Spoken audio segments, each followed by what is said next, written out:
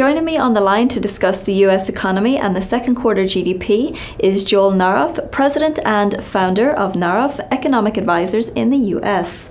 So Joel, the second estimate of Q2 GDP came in better than expected. What factors were behind the GDP data today, and what is your outlook for the U.S. growth in the third quarter? Well, this was a real surprise. Most of us had been expecting the number to be revised upwards, but every single category was stronger than expected, whether it was consumer spending, business investment, government spending, even inventory building.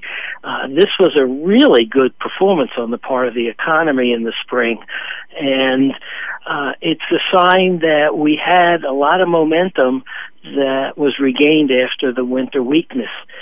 If there's a warning sign in the report, it comes from the inventory numbers.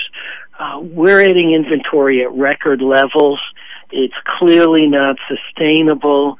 The likelihood is that we're going to pay for that in the next couple of quarters. That doesn't mean the economy is going to weaken a lot. We should have some decent consumer growth. I think investment will hold up. But if we have inventory drawdowns, that's likely to mean that the third quarter growth is going to be significantly less than the 3.7% we saw in the second quarter. Right now, I'm looking at something in the 2 to 2.5% range, but that might not look great. However, it will be decent because the underlying fundamentals outside of inventories will look pretty solid.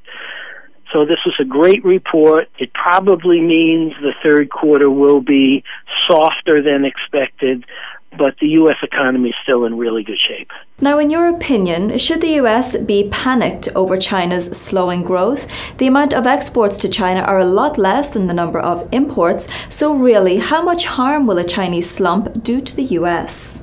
I don't think the U.S. should be worried at all about the Chinese slowdown. It will have some impact. But if we just look at it directly in terms of what the U.S. economy sends to China, we're talking about 0.7% of 1% of GDP that goes out to China in terms of exports. So even if there was a 10 or 15% decline in exports, which nobody is expecting, the impact on our total exports would be modest. Where the concern arises is if China is a lot weaker than thought, that could affect the rest of Asia. It could affect the European recovery. Even some countries such as Canada or Brazil or other countries that sell a lot of goods into China. Under those sets of circumstances, that could have an effect on growth, but I don't think it'll be large, so we need to be watching it, but not panicking by any means if the Chinese slowdown is just a slowdown. Top central bankers from around the world are gathering in Jackson Hole for an annual policy conference. What are you expecting to learn from the summit? Well, a lot of these discussions will revolve around papers that were prepared well in advance of the meeting. So they won't necessarily reflect on any of the issues that have been raised over the last week. That said, I think there will be a lot of discussion about the impact of either volatile equity markets or the Chinese economy on world growth and, Fed policy making.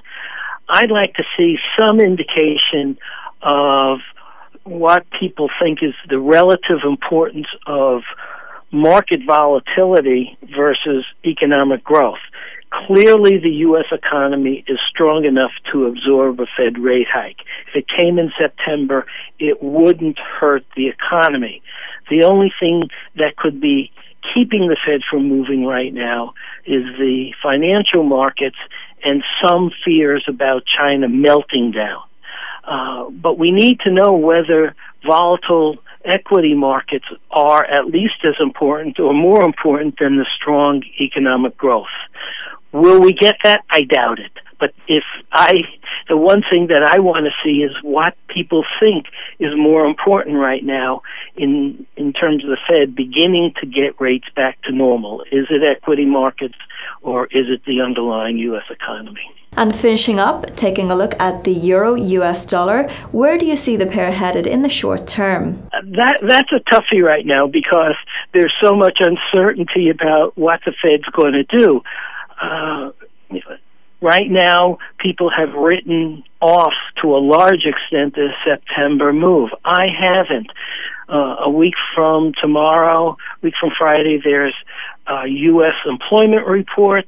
If that is really strong, if the markets settle down, if the Chinese markets begin to get some stability to them, a strong jobs report could convince everyone that it really is time.